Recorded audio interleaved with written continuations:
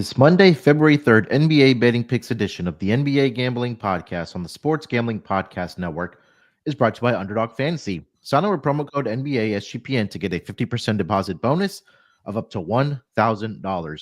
We're also brought to you by Edge Boost. Earn up to $750 per month on your sports gambling transactions. Go to edgeboost.bet, promo code SGPN. And we're also brought to you by Rhythm, the leader in data-driven picks and props. Get your 7-day free trial today by going to sportsgamblingpodcast.com/RITHMM.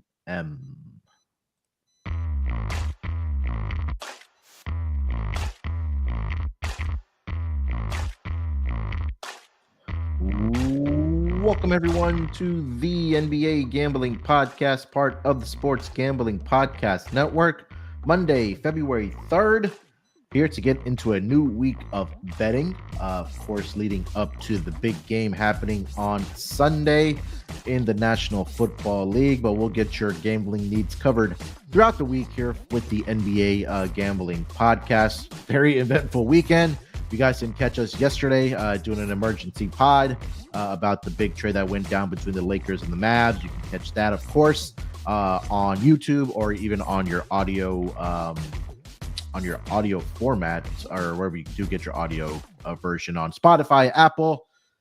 And of course, we'll briefly here talk about the De'Aaron Fox trade, get into all the games on Monday, give you our lock and dog, and of course, Underdog Fantasy entry. So busy times right now for the NBA season with the trade deadline on Thursday as well. But of course, joining me here to help me break everything down happening on the hardwood, I got my guy here with me. It's Scott, Studio Reichel. Scott, what's going on, my man? How you doing?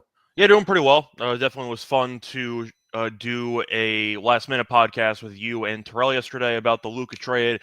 Then we had another trade that happened last night involving De'Aaron Fox, so I figured we'd talk about that for a bit. But overall, can't complain. I feel like the games yesterday were fine, but they kind of became a really, really weird, like, backseat talking point for the NBA just in general, because everyone was so focused on the trades. I feel like people were still expecting the, I'd say, reveal that the Luka trade didn't actually happen, and everyone got pranked. And I then feel like I'm still shocked. Yeah, and then on top of that, Fox got traded yesterday. Yeah. So the Grizzlies game was fun yesterday against Milwaukee, for example, but I feel like everyone was so focused on the trades over the past few days that the games kind of became a secondary talking point. Yeah, that's exactly what I was going to say, that all the trades that did transpire, especially obviously with Luka and Anthony Davis, because kind of overshadowed the games over the weekend. And then, like you mentioned, around 8 o'clock, 7 o'clock, 8 o'clock yesterday, the De'Aaron Fox trade does come down. That one I think we were all kind of expecting because it was already rumored last week, and it eventually did happen. We know with Zach Lavine, eventually we knew that was going to be on the move, and De'Aaron Fox, his short list was pretty much the Spurs. He ends up there now as a long-term solution, hopefully next to Wemby there. So nice 1-2 punch, at least to start for the San Antonio Spurs, building around Wemby. I think that a shocking part for a lot of people in that trade was that the Spurs didn't have to give up Devin Vassell or a Stephon Castle in that trade there. So now they have not only a veteran point guard in De'Aaron Fox, but you also have some of your young core pieces there still intact on this team here. So at least if you're a Spurs fan, you're definitely excited to what's going to come for this team as far as not only this season, but also, of course, beyond with Wemby and now Fox as the cornerstone of your franchise. The other teams involved, obviously, Zach Lavine heading to Sacramento to team up with his former teammate in DeMar DeRozan. We'll get into that part of it. And then the Bulls picking up some draft picks, some young guys there to offset the salaries and things like that. Well, just to be clear, it was some draft pick. That's all the Bulls got. One draft only got one pick. But Sacramento got the bulk of it, right? With 3 first-round draft picks. Yeah, so I have the official trade here. The Spurs got De'Aaron Fox and McLaughlin. The Kings got Lavine, Sissoko, 3 first-round picks, 3 second-round picks as well. And the Bulls got Zach Collins, Trey Jones, Kevin Huerter, and their own 2025 pick, which the Spurs owned. They repossessed their actual pick. Right. In other words, the Bulls are going to tank now because they have their own draft pick again. So I feel like, to break down the trade, good for the Spurs. Wemby is not even close to his prime yet, and the Spurs said, you know what, this guy's insane, and he's on a rookie deal. So we have to at least try to be relevant. I love it. I think that it's a great starting point to try to make your franchise relevant again. by having a phenomenal potential like GOAT category guy in Wemby, if you're looking at the trajectory, and you don't want to waste any of his years. So I definitely like the move of getting Fox. Fox wanted to go there because he recognizes how good Wemby can actually be, and it worked out pretty well. Now for the Kings, it's kind of a weird trade for the Kings because they weren't really going to win anything with Fox. They won 0 playoff series in a long, long time. Probably since like Chris Webber was there. They haven't won a playoff series in an eternity. So it feels like the Kings are kind of back where they've been for the last 20 years, which is we had some talent and now we don't. And now we're just back to being, I don't even know, like a below average Western Conference team. They still have a roster that I think is entertaining with Sabonis, with Monk, with a couple other guys who I think can once again put some actual points up with Lavine and with DeRozan. Are they good enough to win anything substantial? No. But they weren't good anything to win substantially anyway, so it doesn't really matter. But they got picks out of it. So I don't actually mind the trade for Sacramento. You got 3 first-round picks, 3 seconds, and Lavine. Not a bad return for Fox. You get to stay somewhat relevant, and you get a bunch of draft capital. So I actually like the trade for Sacramento. Then you get to Chicago. So I think the Spurs won the trade because they didn't have to give up any actual players worth a damn on their team. No offense to Trey Jones. But I like what they did. They decided, you know what, Wemby is going to be a star in this league. He probably already is a star in this league. And we want to pair him with a point guard. No offense to Chris Paul, but he's kind of up there in years. So I like the move for the Spurs. I don't mind the move for the Kings. They got 3 first-round picks out of it. Yeah. And Lavine. I don't know what the hell the Bulls are doing. And I feel like that was my main takeaway, the same as most people. The Bulls might be the worst run organization in the entire league. I know that the Wizards are a laughingstock. They just changed actual front office guys. I'll see how they do. I mean, the Wizards haven't actually won a playoff series in like 40 years, basically. So that's kind of a whole separate category. But the Bulls, I don't know what the hell they're doing. I understand Lavine. We talked about last year being a guy the teams wouldn't want to trade for. And he completely flipped that narrative because Lavine's been great the entire season. He hasn't played the last couple games because he just had a kid, or he's about to have a kid, so it wasn't injury related. The Bulls ended up getting, once again, they traded away Lavine, who's been objectively really good so far this season. They got Zach Collins, who I think everybody thinks is terrible. They got Trey Jones, who I think is an okay backup point guard, nothing special. And Kevin Huerter, who I've roasted on the show for years. And the Kings stopped playing him because the Kings realized he was bad. And I get the argument is we want our own first-round pick back. We're going to tank. It feels like they never actually get the better of any deals that they're in ever. And they're also never involved in any trades anyway. I don't know what the hell the Bulls are doing. And the Bulls fans should be pissed off because this team has been really just awful when it comes to transactions for years. And this is another one on the list. Because Lavine was really good. You could argue that he had some trade value to him. And you somehow ended up with Kevin Huerter and Zach Collins. Like, really? I get you want a tank, but damn, that's really not a great return. Yeah, I feel like that. We talked about this throughout the season, just the contract maybe was a big hurdle for getting Lavine traded. But yeah, I think there's a possibility that they could have done better for getting a return on Lavine. See, I don't know how big of a hurdle it was anymore, though, because other teams started asking about him. So clearly the contract wasn't as big of a red flag as it previously was. Yeah, but I also think that with the amount of money that would have been tied up to Lavine, that maybe that would limit you on possibly making other type of trades or signings in the off season as well, right? But for going back to the Bulls, it's we talked about this. What was this 2 years ago where we liked their over because they added DeMar DeRozan, got to the playoffs, but over the past several seasons, kind of felt like they're throwing shit at the wall and hoping it sticks. And I don't think that.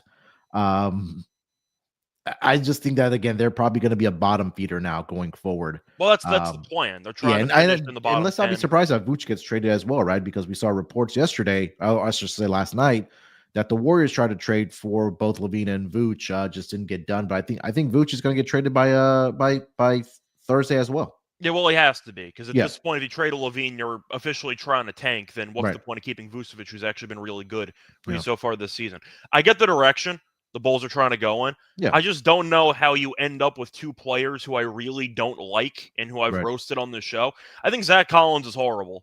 And Kevin Huerter doesn't really play much anymore because the Kings realize he's not that good.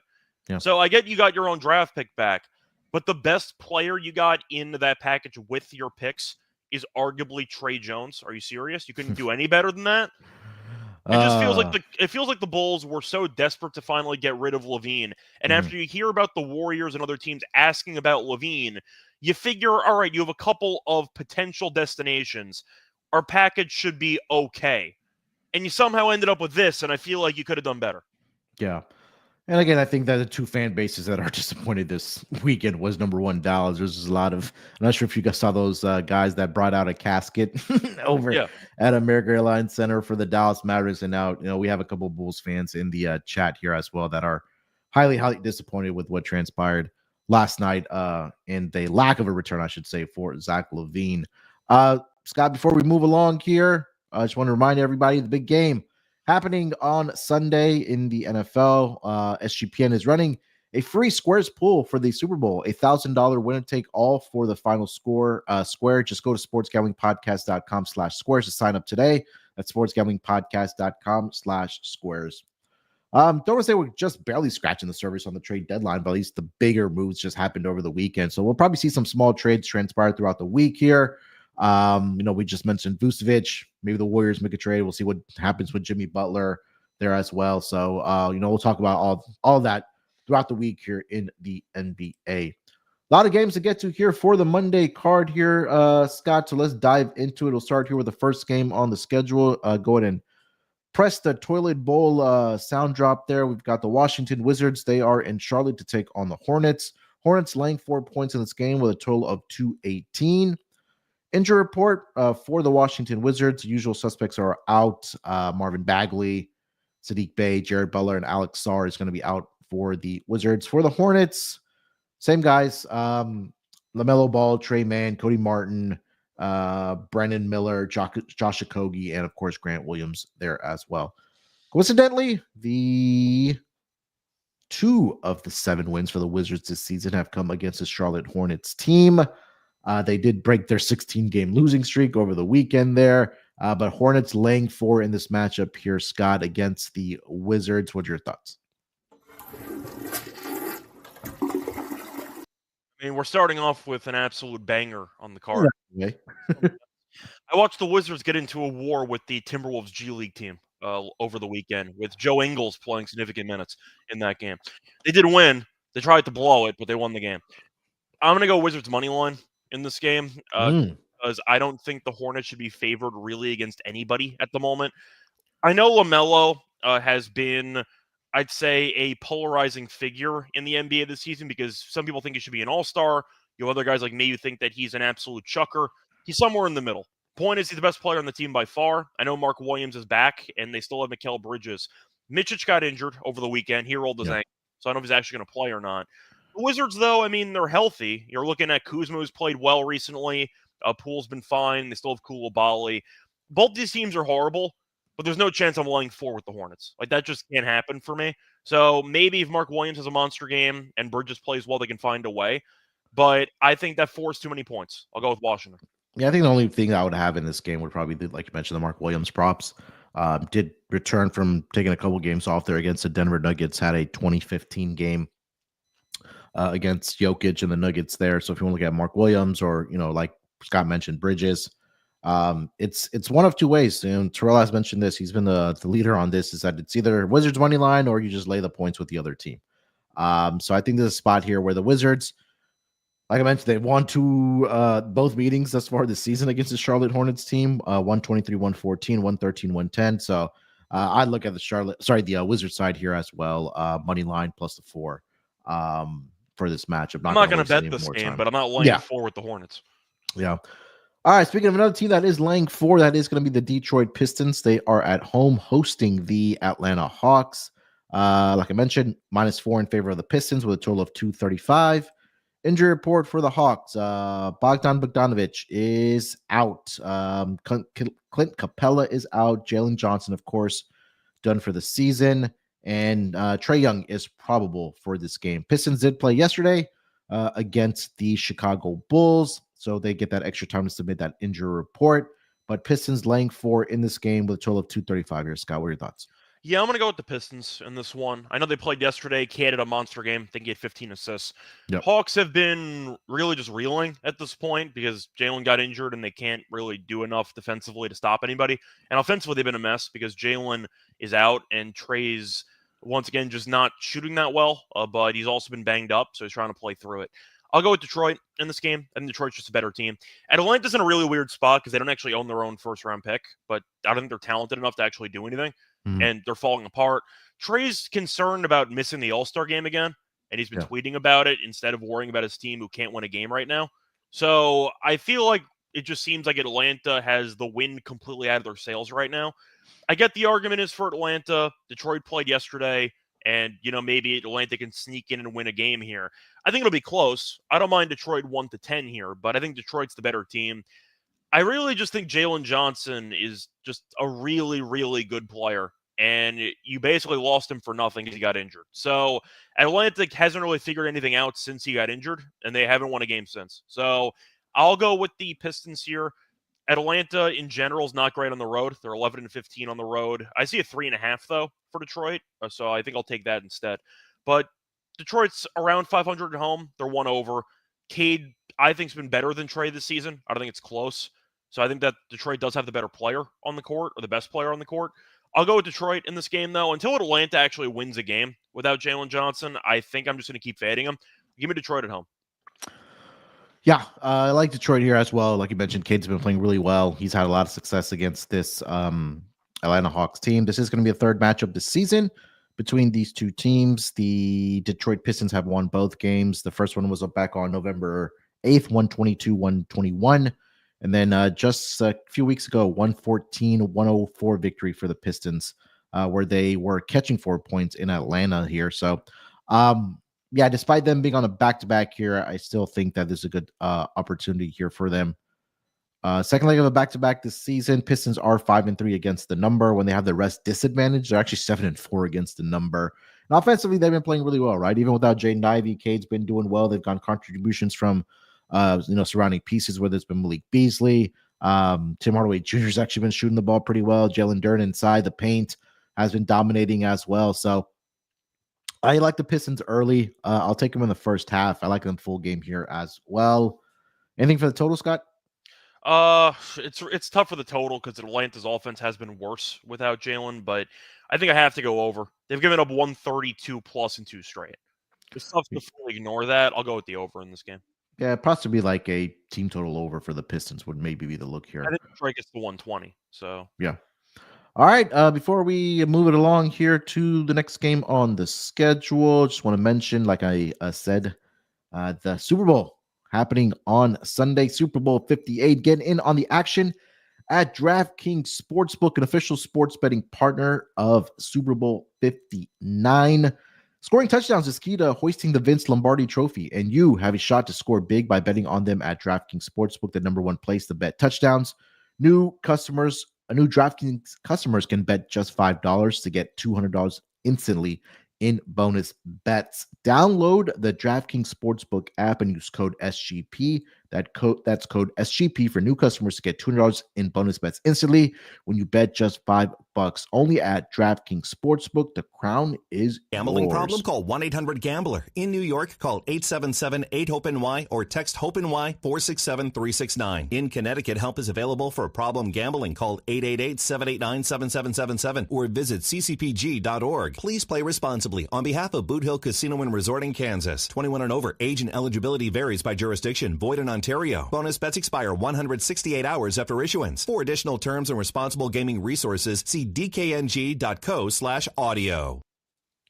And we're also brought to you by Rhythm. SGPN's proud partner Rhythm is the number one AI-powered sports betting platform that helps provide bettors of all levels the ability to build custom predictive betting models in seconds. Build your own model, copy one of the top-performing models from the leaderboard, or have Rhythm build a model for you. NFL picks, NFL props, college basketball, NBA. Rhythm has it all. Claim your 7-day free trial today by going to sportsgamblingpodcast.com/rhythm. That's sportsgamblingpodcast.com/RITHMM. All right, next game on the schedule here, we'll get with the Houston Rockets. They are in Madison Square Garden to take on the Knicks. Knicks currently laying 6.5 points in this game here, Scott, with a total of 224. Injury report for the Houston Rockets. Fred VanVleet out for this game with an ankle injury. Jabari Smith Jr. continues to be out as well. Jock Lindell is doubtful, and the big questionable tag will be on Şengün in this game for the Houston Rockets. For the New York Knicks, OG Anunoby and Josh Hart are both listed as questionable for this game, as Mitchell Robinson also continues to be out for the New York Knicks. Knicks laying 6.5 here at home against the Rockets. Total of 224 here. Scott, what are your thoughts on this matchup? So there's two ways to go about it. Either one, Houston was looking ahead after to that Knicks game after playing the Nets, and they proceeded to get destroyed by the Nets. So the argument is they were looking ahead and they no-showed the game. On the other hand, you can make the argument Houston's slumping, and it's time to potentially fade them.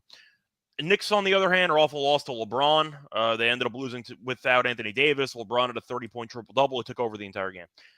I'm going to go Houston money line in this game. Sure. I feel like even though Houston once again had an embarrassing loss to the Nets, I think it's a good spot for Udoka to get his team motivated for this game, because that was an embarrassing effort against the Nets. They scored 98 points. They were trailing basically the entire game. And I feel like everyone thought the Rockets would win that game. And not only did they lose, they trailed for almost the entirety of it. So I'm going to go Houston plus the points here. Yes, I know that the Knicks, once again, did lose to the Lakers, but OG also got injured in that game. Mhm. X-rays came back negative, but I don't know how long he's going to be out for. So that's a pretty big loss in general for the Knicks. I'm going to go with Houston. I think Houston is a team that I still like their overall roster, even with VanVleet being out, who I think's been a mess for the entire season, but still. I think Houston has some value here in a buy low spot from losing to the Nets in a game they should be amped to get up for after, once again, that really bad showing against the Nets. And that was also a game that was at home. So they no-showed a home game against the Nets. Give me the Rockets. I think Udoka was pissed after that Nets game, and I think that'll get his team up for it. So give me the Rockets plus the points. Yeah, Rockets have been really, really good on the first leg of a back-to-back. They do play again tomorrow against the Toronto. No, sorry, that's not the. They play Brooklyn tomorrow. So revenge factor. Not saying they're going to be looking ahead to that. It's the Brooklyn Nets, but Rockets are 9-0 on the first leg of a back-to-back this season, straight up. They are 7-2 ATS on the first leg of a back-to-back. So I think this is a get right spot for the Rockets. Obviously, keep an eye on if Şengün is able to play in this game or not. My gut tells me he probably sits out and is back tomorrow for this Rockets team. But yeah, I like the Rockets in the spot. I feel like this is too many points here. Expect a big game from Men Thompson. He will be playing the bulk of the minutes at that point guard position for the Rockets. And they just find ways, man. I mean, if you've been watching this team all season long, like I have, defensively, they've been really good. Different guys stepping up every single night for this team as well. But I do think that if they are going to win this game, it's going to have to be in a lower scoring game. So I do like the under 224 in this matchup. Also, the numbers back it up as well on first leg of a back-to-back this season. The Rockets are actually, sorry, they're 7-2 straight up. 7-2 towards the over on a first leg of a back-to-back this season. But again, I don't think the Rockets can get into a shootout here and win this game here. So I do like the under. Any thoughts on the total here, Scott? Yeah, it's under a pass for me. All right. Moving along here to the next game on the schedule, we'll go with those Milwaukee Bucks. They are going to be in Oklahoma City tonight to take on the Thunder. Thunder are laying 11.5 points in this game with a total of 232. Injury report, as we mentioned at the top of the episode, the Bucks did play yesterday at home in a losing effort to the Memphis Grizzlies, and now playing on a second leg of a back-to-back. For the Oklahoma City Thunder, on their injury report, Alex Caruso is questionable for this game. Cason Wallace is also questionable. And Jalen Williams, the second guy, I should say, J-Dub, is also questionable. So keep an eye out for those three guys, if they're going to play tonight or not. And then Chet, of course, continues to be out for this Oklahoma City Thunder team. Thunder laying 11.5 here at home, Scott, a total of 232. What are your thoughts? Yeah, so for this matchup, it's really tough because the Bucks are on a back-to-back, and I feel like they might sit some guys for this game, which makes it interesting. Right. I think I'll go OKC. I do have to wait for the injury report, though, because Milwaukee did lose the game last night, so maybe they actually use some guys. But with the Dame and with Giannis, it feels like they kind of have a decent chance of sitting, in my opinion, for this game.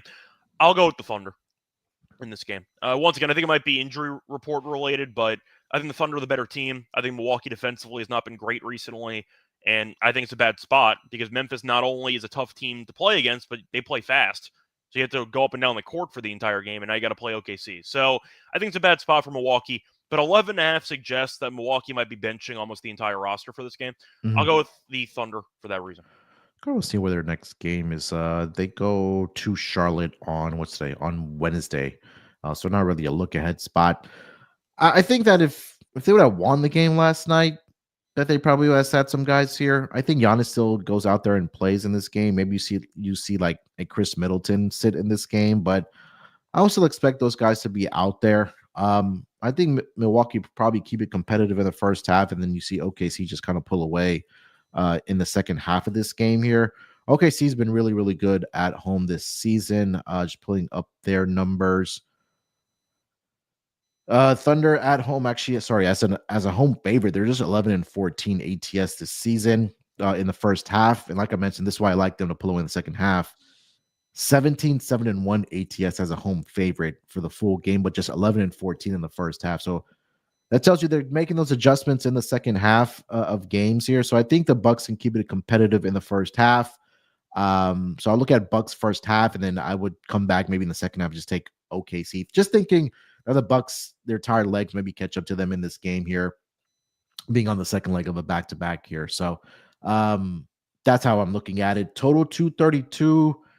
Not much for me on the total here, Scott. Don't really have much as far as numbers go, but Thunder, I'll just throw this out there as a home favorite, 14-10-1 towards the over. You have any thoughts on the total?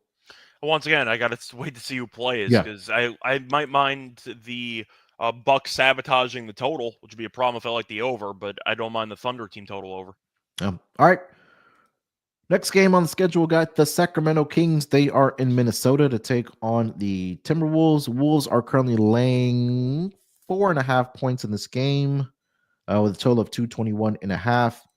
Injury report for the Sacramento Kings. Of course, we know about the trade, so they'll be a little short-handed in this game. As far as the guys that are on the roster that didn't get traded, not really anything on the injury report. For the Minnesota Timberwolves, Donte DiVincenzo is out, of course. Julius Randle is going to be out for about another week or so. And then Anthony Edwards is listed as questionable in this game with an illness, but I do expect him to play in this matchup. So no Julius Randle and no Donte DiVincenzo. Also, Naz Reid is also questionable for this game. He has a right finger sprain.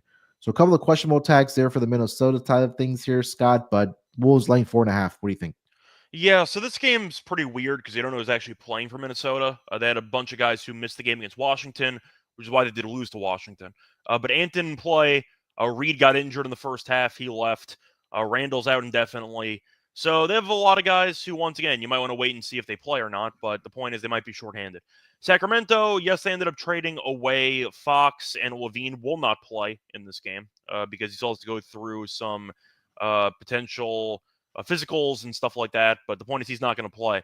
The thing is, even with Fox being out and no Lavine, I actually don't mind the Kings starting lineup with Monk, Ellis, DeRozan, Murray, and Sabonis. That's really not that bad. Yeah. I'm not saying it's good enough to make the playoffs or anything, but that's not a bad lineup to use for a one-game spot here.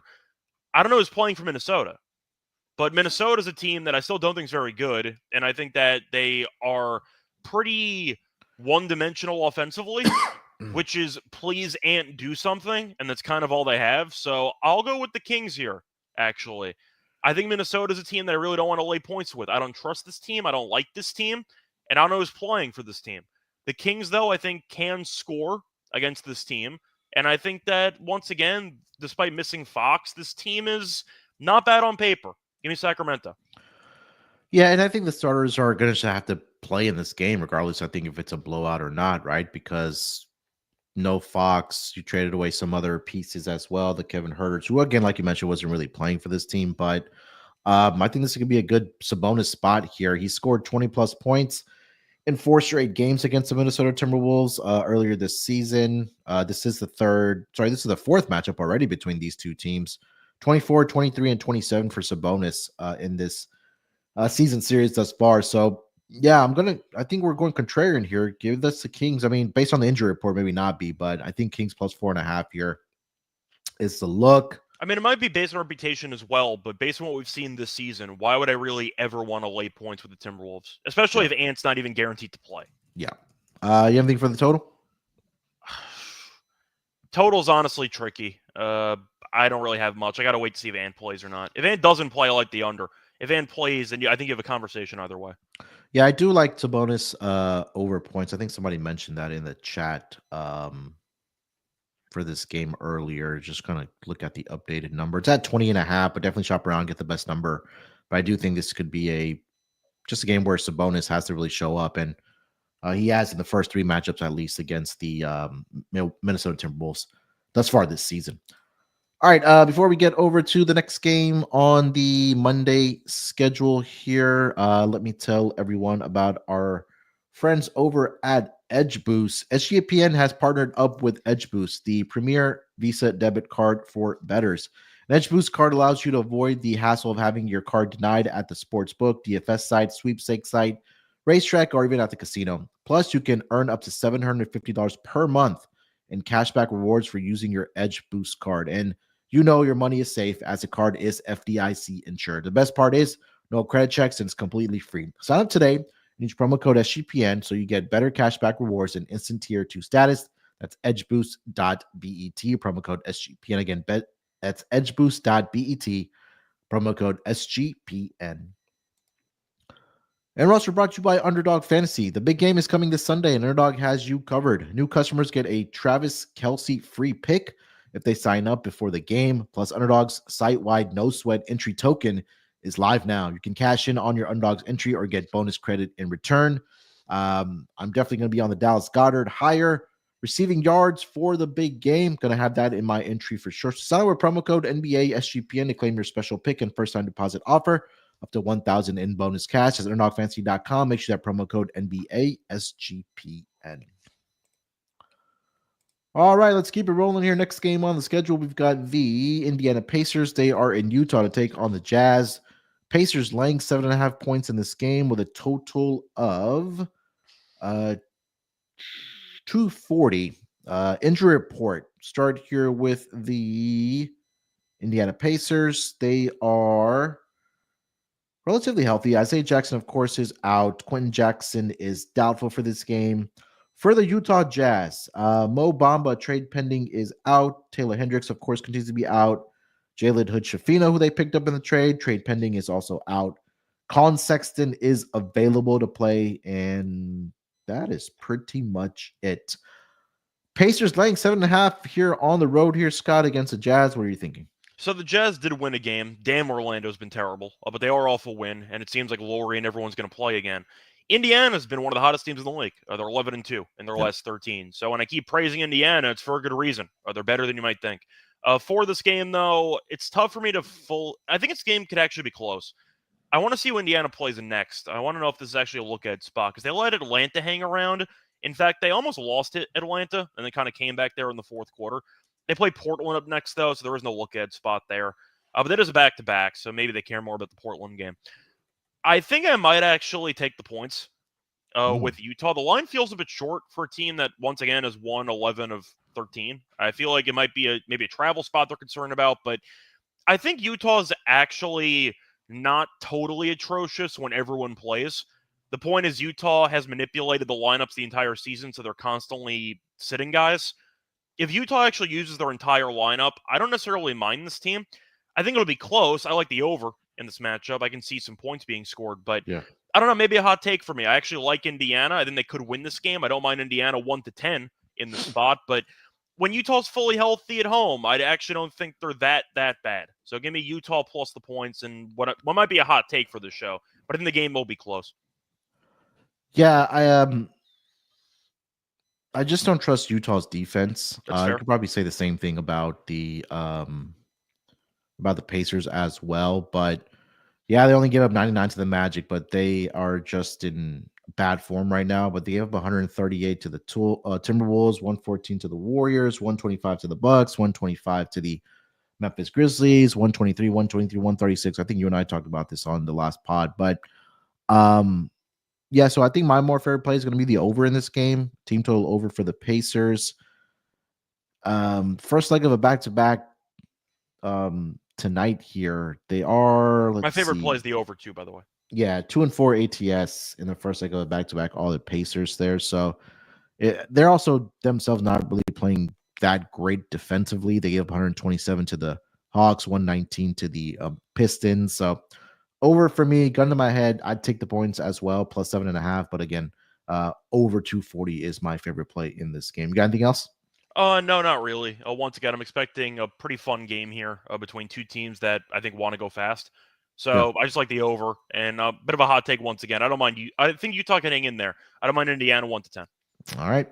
Just one note for that next game. OG Anunoby is out tonight, and then Josh Hart did get upgraded to probable. So no OG, and do expect Josh Hart to be out there. He's going to play 48 minutes tonight. Yeah, probably. One game that I did miss earlier was the San Antonio Spurs. They are in Memphis to take on the Grizzlies. Grizzlies laying 4.5 in this game with a total of 242. Injury report for the San Antonio Spurs. Pretty clean. Wemby is officially questionable. I know he did travel with the team. That you're going to see how he feels when they go through shoot around and determine if he does play in this game or not. Memphis, like we talked about, are on a back-to-back situation here, traveling from Milwaukee back home to take on the Grizzlies. Ja Morant was, of course, out yesterday, so keep an eye out for the status for not only him, but also the rest of the players for the Memphis Grizzlies here. But nonetheless, Grizzlies are laying 4.5 points in this game, hosting the San Antonio Spurs here. Scott, what are your thoughts about this matchup? Yes, I'll go with the Grizzlies in this game. Now, Wemby might play. We don't know yet. If Wemby does not play, they're going to get run out of the building. So that is another factor here. But the Spurs, I still don't think are good roster-wise. It's why they just traded for Fox, because they realized we needed another guy who could actually, I'd say, run the offense. No offense to Chris Paul, but he can't shoot. So Fox is not going to play in this game. Wemby's a maybe. But we've seen these teams face off before, and the Grizzlies looked really good against this team because offensively they're extremely deep, they're extremely talented, and the Spurs just don't have that. They faced off twice this season in San Antonio, and Memphis won both games by 14-plus points. They're 20-5 straight up at home. Like, Memphis is really, really good in the FedEx Forum, and the Spurs are 7-12 on the road. I think it's a bad matchup for the Spurs, at least until Fox gets there, but the argument is the Grizzlies had a big win yesterday against Milwaukee. Maybe they'll be fatigued for this one. Ja didn't play in that game, so maybe Ja comes back, and, that's another boost for them too. But Memphis is so deep that I don't know if I really care that much about back-to-backs because they have 10 guys they can rotate in and out, and they all give them good minutes. Yeah. Memphis might be the deepest team in the league. I'm not saying that, once again, they're going to win the title or anything, but I think that their roster depth is insane compared to other teams around the league. Give me Memphis. They've won both games with double digits. Wemby might not play, and I think that Memphis is really, really good, especially at home. Give me the Grizzlies. I think 4.5 is too short, especially if Wemby's not guaranteed to play. I mean, that's an insanely low number if Wemby could sit. Yeah, it's what you mentioned, right? The two matchups earlier this season, they won by 14 and 28, and they scored 129 and 140 points in those games. And we've seen this for this Memphis Grizzlies team. They play at one of the fastest paces, if not the fastest pace in the entire association. So I like their team total tonight over. I don't think that's a hot take there, but San Antonio, like you mentioned, outside of Wemby, and again, available bodies as well, right? Because they did have the trade. We'll see how quickly Fox is able to start playing for the Spurs team. But I do think this is a good spot here for Memphis. You mentioned they're a very deep team. They have guys that can shoot the basketball, attack the basket, do a very good job of deflecting passes, getting steals, getting up and down the floor there. So Memphis minus 4.5 for me as well. I love their team total to go over in this game. Like you said, 129, 140. They've scored in each of the two matchups against the Spurs this season, and they've been really, really good at home as well. For the Spurs, they are playing their third game in 4 nights, fourth game in 6 nights. So a little bit, I guess, of a rest disadvantage. No, I don't say disadvantage because, of course, the Grizzlies are in a back-to-back situation here, but I guess some miles on the tires there for this Spurs team here. So keep an eye out for when he does, in fact, play here tonight. But I think both Scott and I here are on the Memphis Grizzlies. Last thing I'll mention, second leg of a back-to-back this season against the number. The Grizzlies are 6-1 ATS on the second leg of a back-to-back as they are here tonight. And for whatever reason, whenever they have to do have the rest disadvantage, 10-1 against the number. And I think that might kind of speak towards the depth of this team, that they have guys that they can play from 1 to 10. So yeah. All right. Next game on the schedule here. Let's go over to the New Orleans Pelicans. They are in Denver to take on the Nuggets. Denver laying 10.5 in this game with a total of 241 here. Injury report for the Pelicans side of things. Zion is available to play here tonight. Daniel Tice is questionable. Jordan Hawkins is questionable. And the usual suspects are out. Brandon Ingram, Herb Jones, and the unfortunate news of DeJounte Murray, who ruptured his right Achilles and is done for the season and beyond. Just a tough blow there for DeJounte Murray. Denver, they are relatively healthy. The only player that is going to be out, or two players I should say is out. Russell Westbrook is out, and then Peyton Watson is also going to be out in this game for the Denver Nuggets. Denver laying 10.5 here at home. Scott, what are your thoughts? Over. I don't think either of these teams are going to stop anybody. Over for this game. For player props, I like Zion. I think Zion's got a great matchup, especially now we get to see Point Zion a bit more because DeJounte's out for the season. Yeah. Rough injury there, non-contact, but point is Zion tends to take over the ball handling responsibilities when DeJounte's not in the lineup. And he already was starting to take over some ball handling responsibilities. But Zion's been great quietly, and his prop was at 22.5 last night. Very low for Zion, especially when you factor in the lack of rim protection that Denver actually has. I like the over in this game. I think that the Pelicans don't even try to guard anybody half the time. I think the Nuggets could walk into 130 potentially by themselves. They could give up 125 because Denver's been a mess defensively lately too. So I'm going to go with the over in this game. Their game on Friday against the Sixers was a game that got into the 260s, I think. Mm-hmm. I had the alt over for that game, and that was never in doubt. So I'll go with the over again. I don't see much defense, if any, being played in this game. Yeah, I mean, Pelicans we know aren't playing any type of defense, and Denver same thing, right? There's been, I guess, spots where they've shown up defensively, but Charlotte's horrible, so that's a whole separate story. Right? Yeah, but outside of that, even the offense has looked really good for this Denver Nuggets team. Outside of what transpired on Saturday for Nikola Jokic and the Denver Nuggets, but Pelicans, I mean, you take a look, they've been scoring as well, right? They gave up 137 to the Dallas Mavericks, where they scored 136 themselves. Where you giving up 123, I think we talked about this on the last spot as well, to the Charlotte Hornets. I think that speaks volumes as well. So, yeah, I love the over in this game here, over 241. As far as the side, I'm not sure I can trust Denver laying 10.5 here. As a double-digit favorite this season, I don't think they fared very well. Denver in the first half of games this season, 6-11 against the number. So don't like that for them, but nothing I like for the side. Gun to my head, I would take the points with the Pelicans, but both Scott and I agree over 241 is the look in this game here for Pels and Nuggets. Could be a big Jokic game here in this game here for sure. So I think triple double was like minus 160 for this game. But you got anything else for this game here, Scott? No, not really. I mean, Joker's going to walk in a triple-double, but that's probably minus 150 at this point, so who cares? Yeah, I got nothing else to add. Jamal Murray's been really good, so if you want to go for Murray points, that could be an option too, but I really don't expect any defense to be played at all in this game. So just give me the over and give me Zion stuff. Yeah, Jokic has recorded a triple-double in 4 of the last 6 matchups against the Pelicans, and in those 2 that he didn't, he fell an assist short in each of those 2 games. So if you want to go PRA over or RA over, I know that number is now up to 26.5. So sorry, let me correct myself. Jokic has recorded a triple-double against the Pelicans in 6 straight games. Yep. I had to scroll down a little bit more there, but 6 straight games he's recorded a triple-double. In the matchup earlier this season, back on December 22nd, 43 minutes, 27 points, 13 rebounds, and 10 assists. So there you go.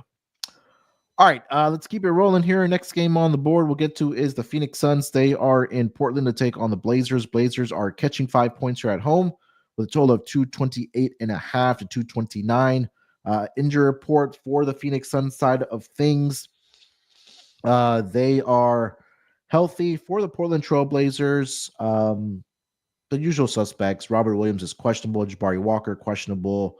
Ryan Rupert is questionable, and that is pretty much it. These 2 teams just matched up on, I believe it was Saturday. The Blazers did win that game outright. That was the second leg of a back-to-back as well for the Phoenix Suns here. So looking for some revenge are the Phoenix Suns here against the Portland Trailblazers. Suns laying 5 on the road here. Scott, what are your thoughts? I think I'm actually going to take Portland money line. They've been good. They've been really good lately. I know Portland's a team that I really can't stand because they should be so much better record-wise than they actually are. They're 20-29, though. They're not as bad as you might think. Phoenix has been a team that's played better lately since acquiring Nick Richards. They beat the Warriors handily on Friday night, then played Portland, got run out of the building. I still think Portland's a bad matchup for them. Portland just has a lot of guys they can kind of throw at Phoenix, and I think that their depth is a bit underrated. I still don't really know why Portland's this bad record-wise, because you look at their roster, they have a lot of guys you actually kind of like on their team. Mm-hmm.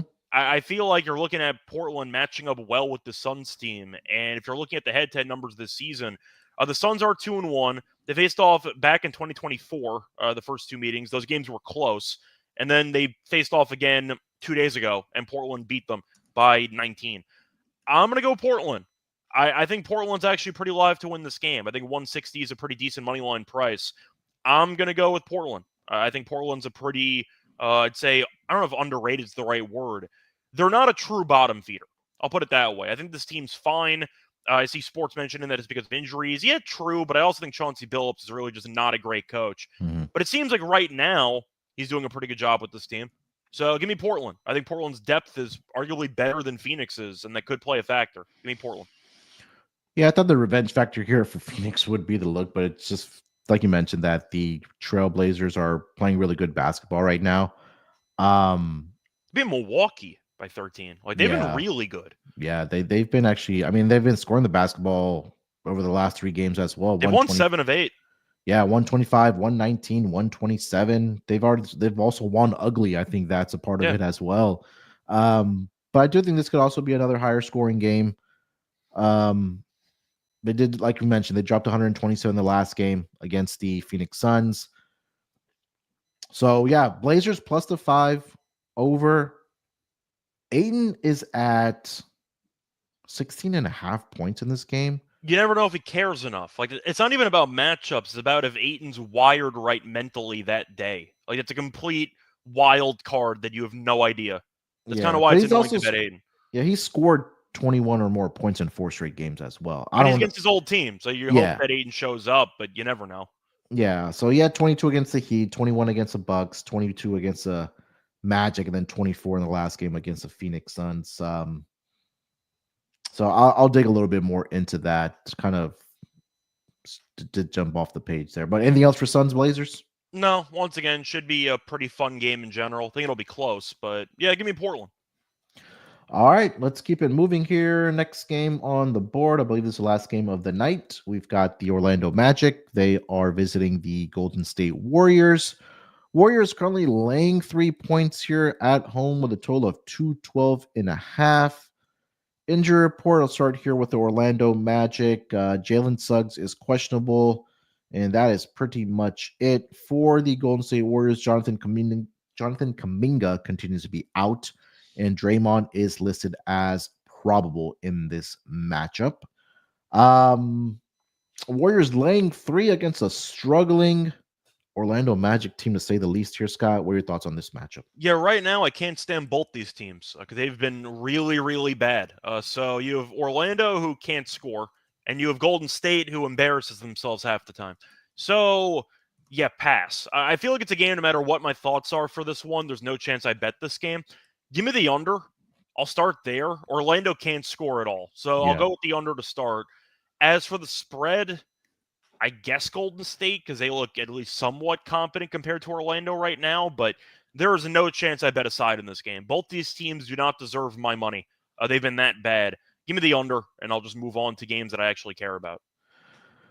Yeah, it's what you mentioned about this Magic team. It's just 2 guys that they're relying on to score the ball consistently, and of those 2 guys, I only trust one right now, which has been Franz Wagner to score the basketball. Paolo has been really, really inconsistent, but it's alarming that in back-to-back games that they've scored less than 100 points have the Orlando Magic. But until I see some more consistency out of the Orlando Magic, I think that I can't back them right now. For the Warriors, it's the same situation for me. Is that can I trust this team to close out games late in the fourth quarter? Because I believe when they are trailing at the end of three quarters, I think they've only won like one or two games, and they just find ways to lose games and aren't able to come back. So, gun to my head, I'd go Warriors minus the 3 on the total, under as well, 212.5, until I see Orlando can score the basketball again.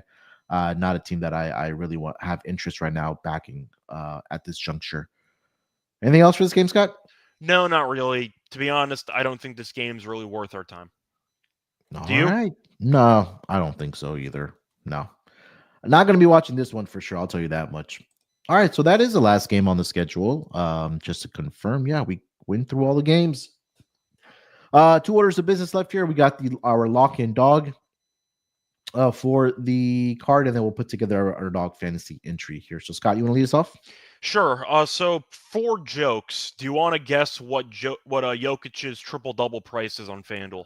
So last night I saw minus 160 on DraftKings. So I'm guessing it's probably up to like DraftKings is 145 now, but what do you think FanDuel is? Minus 200. You're very close. It's minus 180.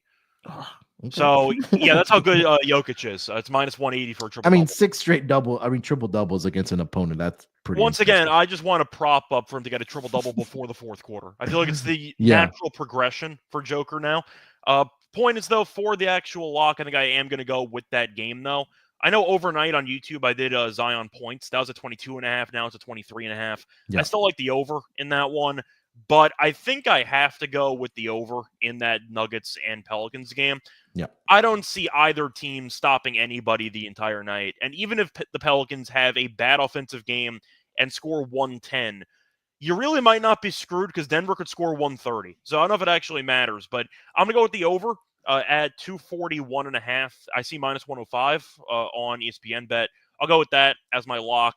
I don't see anybody trying to play defense, and I think that Joker could have a monster stat line. Zion could have a monster stat line too. You're looking at also a competitive head-to-head meeting last time. Went to overtime, but the game did end up landing at 261. So this game was actually pretty close, and New Orleans almost won the game. But I think you're looking at what could be a pretty fun matchup between two teams that really don't play any defense at all. So, yeah, give me the over in that one as my lock. For my dog, I thought about going for a player prop, but you know what? I think I'm going to go with a bit of a bolder stance here. I didn't mind Memphis as well, but I kind of want to see some injury news, stuff like that. I think I am going to go with the Trailblazers, actually. Give me Portland money line. I see plus 180. I like the form they're in. I think they're playing good ball. They've won, I think I said 7 of 8 before. Mm-hmm. They've been playing good ball. That's good enough for me. Phoenix is a team that I think is better with Nick Richards, but I'm not suddenly sold on to, I'd say, be relied upon to win on the road consistently. Beating Golden State doesn't mean anything to me because Golden State stinks. So I do think that the Suns are a bit overvalued in this game. Give me Portland. Plus 180 is a great price for a team that's won 7 of 8. All right. For my lock, mentioned the Memphis team. I'm going to go Memphis team total over 122.5. Total sitting at 242 in the game. I expect that to go over as well. But Memphis, we talked about in each of the 2 matchups this season against the Spurs, have just dominated. They've been really, really good at home this season. So if you ever want to lay it with the Grizzlies here, I wouldn't be able to talk you off of that. But only part that does make me nervous on the second leg of a back-to-back. But like I mentioned, they've been really good against the Spurs team this season, 129 and 140. So, and then last night they put up 132 against the Milwaukee Bucks. So yeah, I will take that to the bank. Over 122.5 as my lock for the Memphis Grizzlies team total. For my dog, I'm going to go Kings. Give me the Kings plus 155 against the Minnesota Timberwolves. Wolves, again, we don't know. I did see a note that Ann did go through shoot around, so he expected to play here tonight. But I think this Kings team has enough, even without De'Aaron Fox. I mean, Malik Monk, I think Sabonis has another big game for the Sacramento Kings. DeMar DeRozan's been playing well as well. I just don't like the vibe of this Minnesota Timberwolves team right now. So it's pretty much Ant and hoping somebody else steps up. We're not sure if Naz Reid plays in this game. Julius Randle is out as well. So those are another 2, I think probably your second and third scorers on this team that are possibly out here tonight for the Minnesota Timberwolves. So even without some guys for the Sacramento Kings team, I'll take them on the money line here, plus 155 as my dog of the day. All right, underdogfantasy.com. Look, guys, if there's ever a week for you guys, if you don't have an account already, this is the week because they are going to be giving away so much with Super Bowl on Sunday with discount tokens, profit boost. I mean, yesterday they had a 77% profit boost on an entry. It had to be 3 picks or more, but they had a 77% profit boost. I don't think I've ever seen another company offer a platform give that type of profit boost. So get over there, don't have an account, use our promo code NBA SGPN, come join the fun with us. Another note, Nasri did participate in shoot around, but again, it's a finger injury, so whatever. All right, Scott, where do we want to start? Yeah, so I'll go back to Zion points. I think it's at 23.5 now. He's been amazing for them lately, and he should have the ball in his hands more. Plus, he's at 25 plus in 5 of the last 7 against Denver. So I like Zion's matchup. All right, it is at 22.5, but it's at 0.9x, which isn't too bad. So we'll take that. Do we want to bag Jokic in some type of way here? We can. The problem is I don't know exactly what you want to do. I mean, the only option's really going to be RA, if anything. Yeah, but and that's even like at 24.5 now. That's what I'm saying. So it's kind of tough to actually find value. Yeah. All right. It is Scoot Henderson's birthday today. I'll throw that out there. Okay. I do like Sabonis tonight. I don't know if you have any thoughts on that. I mean, points-wise, has been very good against Gobert, and with Fox out, you're assuming he's going to shoot more. So it's either going to be a DeRozan and Monk chuckathon, or it's going to be Sabonis having a solid opportunity to put up points. So I don't mind that. All right, so it's at 20.5 for his points. So we'll go with that. Okay. And let's throw one more into our entry here for tonight. Don't know who's going to be playing for Memphis. That's the question. What do you think about Cade tonight? I like the matchup. Atlanta doesn't stop anybody. I mean, Cade had 15 assists last night. Do you want to go for assists? Yeah. Let me see what the number is. Cade.